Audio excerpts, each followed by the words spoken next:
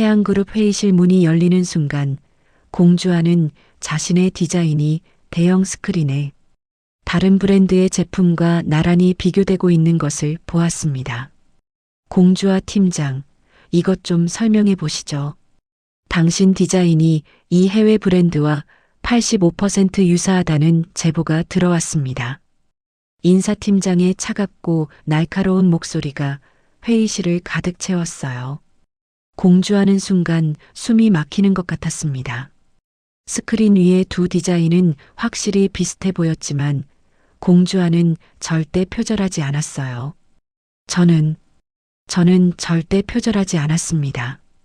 이건 누군가의 함정입니다. 하지만 증거는 불리했습니다. 공주아의 컴퓨터에서 해당 해외 브랜드 사이트 접속 기록이 발견되었고 디자인 파일의 수정 날짜까지 조작되어 있었어요. 익명의 제보자는 공주아가 해외 디자인을 참고했다는 구체적인 정황까지 제시했죠. 회의실에 있던 임원들은 공주아를 의심의 눈초리로 바라봤습니다. 전직 의대생 출신 디자이너라는 특이한 이력 때문에 항상 주목받아왔던 공주아였지만 이번에는 그 주목이 독이 되어 돌아온 거예요. 공 팀장, 일단 업무에서 배제하고 조사가 끝날 때까지 대기 발령하겠습니다. 인사팀장의 선언에 공주아는 무너질 것 같았어요. 엄마 한성미의 강요로 의사면허까지 땄지만 결국 자신의 꿈을 쫓아 디자이너가 되었고 온갖 자비를 견디며 실무를 익혀 태양그룹의 특채로 입사해 초고속으로 팀장까지 올랐는데 이렇게 억울하게 끝날 수는 없었습니다. 제발 며칠만 시간을 주세요. 제가 결백을 증명하겠습니다. 하지만 회사는 냉정했어요. 공주아는 개인 물품을 챙겨 회의실을 나왔고 복도에서 동료들의 수군거림을 들어야 했습니다. 역시 의대 출신이라고 디자인을 잘하는 건 아니네. 실력이 아니라 운으로 올라온 거 아니야? 그런 말들이 공주아의 귀를 파고들었고 그녀는 눈물을 참으며 사무실을 빠져나왔어요. 엘리베이터를 기다리는데 뒤에서 누군가 말을 걸었습니다. 공주아 팀장님 괜찮으세요? 돌아보니 남사친이자 같은 팀 디자이너인 박준혁이 서 있었어요. 능력 있고 치밀하며 냉철한 현실주의자인 박준혁이었지만 공주아 앞에서는 늘 솔직하고 따뜻했습니다. 준혁아, 나 정말 안 했어. 표절 같은 거 절대 안 했다고. 공주아의 목소리는 떨리고 있었고 박준혁은 그녀의 어깨를 다독였어요. 주아, 나는 당연히 너를 믿어. 내가 그럴 사람 아니잖아. 우리 함께 범인 찾자. 박준혁의 말에 공주아는 조금 위안을 받았습니다. 하지만 그 순간 엘리베이터 문이 열리고 한 남자가 나타났어요. 수트를 입고 자신감 넘치는 미소를 지은 그 남자는 바로 새로 부임한 패션 사업부 총괄이사 양현빈이었습니다. 양현빈은 공주아를 보자마자 눈을 크게 떴어요. 주아야? 그의 목소리에는 놀라움과 반가움이 섞여 있었습니다. 공주아도 그를 알아봤어요. 현빈, 오빠, 어린 시절 자신을 괴롭히는 아이들로부터 감싸주던 그 소년. 아르헨티나로 유학을 떠났던 그 소년이 눈앞에 서 있었습니다. 양현빈은 즉시 상황을 파악했어요. 공주아의 빨간 눈과 손에 든 개인 물품 박스를 보고 무슨 일이 있었는지 직감한 겁니다. 주아, 무슨 일이야? 왜 짐을 싸고 있어? 공주아는 대답할 힘도 없었고 박준혁이 대신 설명했습니다. 새로 오신 총괄이사님, 공주아 팀장이 표절 시비에 휘말렸습니다. 하지만 저는 그녀가 절대 그럴 사람이 아니라고 확신합니다. 양현빈의 표정이 굳어졌어요. 그는 공주아를 첫사랑으로 가슴에 품고 살아왔던 사람이었습니다. 어린 시절 당돌하고 씩씩하게 자신을 도와주던 그 소녀를 잊을 수 없었고 귀국 후 우연히 다시 만났을 때 운명이라고 확신했었죠. 그런 공주아가 억울한 누명을 쓰고 있다니 양현빈은 참을 수 없었습니다. 공주아 팀장 사무실로 가시죠. 제가 직접 이 사건을 조사하겠습니다. 양현빈의 단호한 공주아는 고개를 들었어요. 하지만 저는 이미 대기 발령. 제가 총괄이사입니다. 제 권한으로 당신을 제 직속으로 발령합니다. 표절 의혹은 제가 직접 조사하죠. 양현빈의 선언에 주변 사람들이 웅성거리기 시작했습니다. 박준혁은 복잡한 표정으로 양현빈을 바라봤어요. 새로 부임한 총괄이사가 왜 공주아에게 이렇게까지 신경을 쓰는 걸까? 두 사람 사이에 뭔가 있는 건 아닐까? 박준혁의 마음 한편이 불편했지만 일단은 공주아를 도와야 한다는 생각이 앞섰습니다. 양현빈은 즉시 디지털 포렌식 전문가를 불러 공주아의 컴퓨터를 조사했어요. 전문가는 꼼꼼하게 파일 수정 기록을 추적했고 놀라운 사실을 발견했습니다. 이 파일들은 분명히 조작되었습니다. 실제 수정 날짜와 메타데이터가 일치하지 않아요. 누군가 고의로 날짜를 바꿔놓은 겁니다. 양현빈은 더 깊이 조사를 지시했고 결국 범인을 찾아냈어요. 공주아를 함정에 빠뜨린 사람은 다름 아닌 같은 팀의 선배 디자이너 김 과장이었습니다. 승진해서 공주아에게 밀린 김 과장은 복수심에 정교한 계획을 세웠던 거죠. 공주아의 컴퓨터에 몰래 접근해 파일을 조작하고 익명으로 제보까지 한 겁니다. 김 과장, 이게 무슨 짓입니까? 양현빈의 추궁에 김 과장은 결국 자백했어요. 죄송합니다. 제가 화가 나서 그만. 김 과장은 즉시 징계위원회에 회부되었고 공주아는 완전히 누명을 벗게 되었습니다. 공주아는 양현빈에게 진심으로 감사했어요. 오빠 정말 고마워요. 오빠 아니었으면 저 정말 어떻게 됐을지. 눈물이 글썽거렸고 양현빈은 그녀의 어깨를 가볍게 두드렸습니다. 주아, 나는 항상 내 편이야. 어릴 때부터 그랬잖아. 라틴 특유의 밝은 미소를 지으며 말하는 양현빈을 보며 공주아의 심장이 이상하게 두근거렸어요. 그날 저녁 공주아는 집에 돌아와 온정시장에 위치한 공명정대한 의원으로 향했습니다. 할머니 나선애가 운영하는 늘선한 약국이 바로 옆에 있었고 공주아는 먼저 할머니를 찾아갔어요. 할머니, 저 왔어요. 밝은 목소리로 인사하는 공주아를 보며 나선애는 환하게 웃었습니다. 우리 주아 왔구나. 오늘 힘든 일 있었다며? 엄마한테 들었어. 나선애는 30년간 시댁의 핍박을 견디며 집안을 꾸려온 강인한 여성이었어요. 바쁜 며느리 한성미 대신 손주들을 키웠고 약사로서 여전히 왕성하게 일하고 있었죠. 할머니, 괜찮아요. 다 해결됐어요. 그런데 공주아는 양현빈 이야기를 꺼내려다 말았습니다. 할머니가 어떻게 반응할지 걱정되었거든요. 공명정대한 의원에서는 아버지 공정한이 환자를 진료하고 있었어요. 따뜻하고 소탈한 동네 주치의인 공정한은 돈이 없어 치료를 미루는 노인에게 또다시 무상 진료를 해주고 있었습니다. 할아버지, 걱정 마세요. 치료비는 천천히 주셔도 돼요. 건강이 먼저니까요. 공정한의 따뜻한 말에 노인은 눈물을 흘렸어요. 베테랑 간호조무사 오진아가 진료실 밖에서 한숨을 쉬었습니다. 원장님, 또 무상진료세요? 이러다 병원 문 닫겠어요. 온정 토박이 1급 정보통인 오진아는 병원 살림부터 환자 히스토리까지 줄줄 꿰고 있었지만 공정한의 고집만큼은 어쩔 수 없었어요. 오 선생, 의사라면 환자를 먼저 생각해야죠.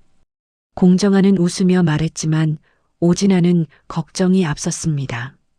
집에 돌아온 공주아는 엄마 한성미와 마주쳤어요.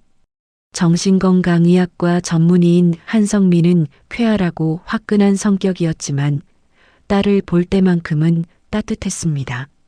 주아야, 오늘 일 엄마가 다 들었어. 괜찮아? 한성미가 걱정스럽게 물었고 공주아는 고개를 끄덕였어요.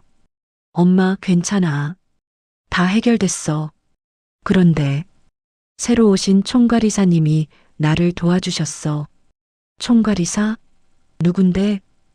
한성미의 질문에 공주아는 망설이다가 대답했습니다. 양현빈이라고. 양지바른 한의원 그 집안 아들이에요. 한성미의 표정이 굳어졌어요. 뭐? 양씨 집안? 주아야, 그 집안하고는 얽히면 안 돼. 우리 집안하고 원수야. 공주아는 당황했습니다. 엄마, 무슨 소리예요?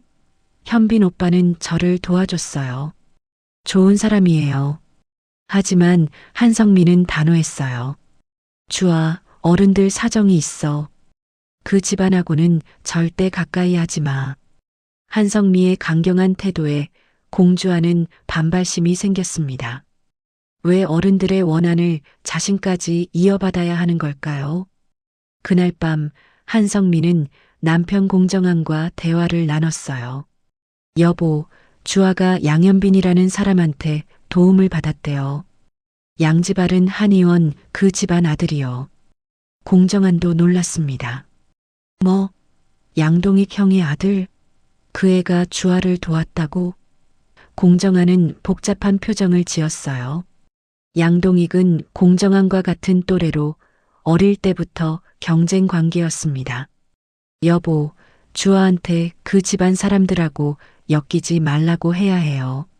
한성미의 말에 공정한은 고개를 끄덕였지만 한편으로는 생각했습니다.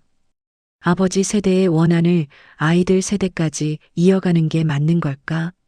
하지만 어머니 나선혜의 상처를 생각하면 쉽게 용서할 수도 없었어요. 길 건너 양지바른 한의원에서는 양선출이 손자 양현빈과 대화를 나누고 있었습니다. 현빈아, 오늘 첫 출근 어땠니? 양선출의 물음에 양현빈은 밝게 대답했어요. 할아버지, 좋았어요. 그런데 재미있는 사람을 만났어요. 양현빈은 공주와 이야기를 꺼내려다 망설였습니다. 할아버지의 반응이 걱정되었거든요. 양선출은 손자를 자랑스럽게 바라봤어요. 어린 시절 아르헨티나로 유학을 보냈는데 글로벌 무대에서 성공한 브랜드 디렉터가 되어 돌아왔습니다. 양선출은 양현빈이 양지바른 한의원을 이어받길 바랐지만 손자가 자신의 길을 가는 것도 지지했어요. 현빈아, 내가 행복하면 그게 최고야. 새엄마 차세리가 저녁상을 차리며 다가왔습니다. 현빈아, 저녁 먹자. 오늘 내가 좋아하는 음식 만들었어. 차세리는 양동익과 재혼하면서 양현빈의 새엄마가 되었지만 관계는 그리 좋지 않았어요. 양현빈은 친엄마의 기억이 희미했지만 차세리를 진짜 엄마로 받아들이지는 못했습니다. 양동익이 거실로 들어오며 말했어요. 현빈아, 요즘 온정시장에서 상인회장 선거가 한창이야. 아빠도 출마했단다. 양동익은 한의사이자 양지바른 한의원 원장이었지만 전통 한의학보다는 고급 클리닉과 유명인 고객 유치에 몰두하는 손물 한의사였어요. 그의 목표는 단 하나, 공정한보다 성공하는 것이었습니다. 아빠, 공정한 원장님도 출마하셨다며요? 양현빈의 질문에 양동익은 씁쓸하게 웃었어요. 그래, 공정한 그 사람도 나왔지. 하지만 이번에는 내가 이길 거야. 양동익의 목소리에는 오랜 경쟁심과 열등감이 묻어났습니다. 사실 양동익은 대학 시절 한성미를 좋아했지만 한성미는 공정한을 선택했었거든요. 그 상처는 30년이 지난 지금도 양동익의 마음속에 남아 있었어요. 차세리는 남편의 미묘한 표정 변화를 놓치지 않았습니다. 한성미 이야기만 나오면 양동익의 눈빛이 달라졌어요. 차세리는 한성미를 라이벌로 여기며 끊임없이 신경전을 벌이고 있었지만 남편의 마음을 완전히 얻었다는 확신은 없었습니다. 양현빈의 여동생 양은빈이 거실로 들어왔어요. 자칭 인플루언서인 양은빈은 핸드폰만 들여다보며 SNS를 확인하고 있었습니다. 오빠, 오늘 회사 어땠어? 재미있는 사람 있어? 양은빈의 물음에 양현빈은 응, 재미있는 사람 있었어라고 대답했지만 공주와 이야기는 꺼내지 않았어요. 그날 밤 양현빈은 방에 누워 공주아를 생각했습니다. 어린 시절부터 좋아했던 그 소녀를 다시 만났고 같은 회사에서 일하게 되었어요. 이건 분명 운명이었습니다.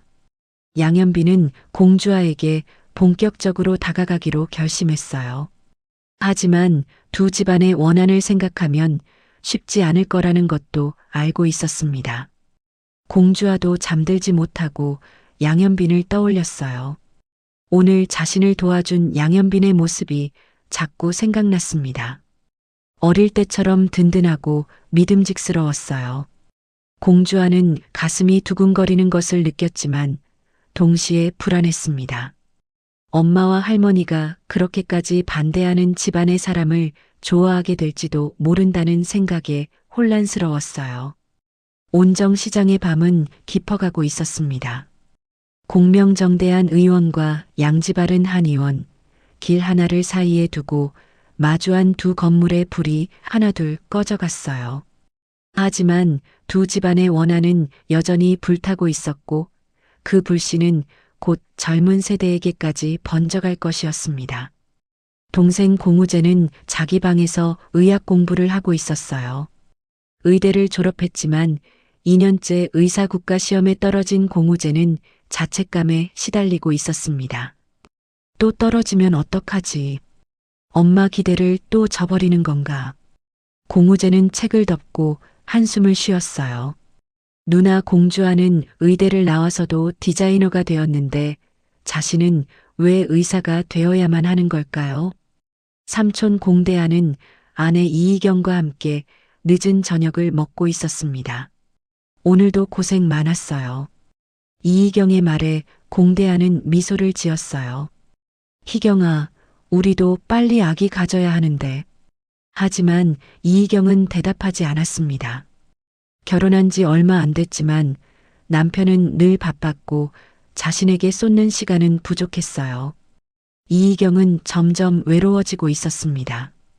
온정시장의 새벽은 조용했지만 곧 거센 폭풍이 몰아칠 것을 예고하고 있었어요. 공주아와 양현빈의 만남은 두 집안에 어떤 영향을 미칠까요? 그리고 30년간 숨겨져 온 진실은 언제 드러날까요? 모든 것은 이제 시작에 불과했습니다. 사랑과 미움, 용서와 복수가 뒤엉킨 온정시장의 이야기가 펼쳐지려 하고 있었어요.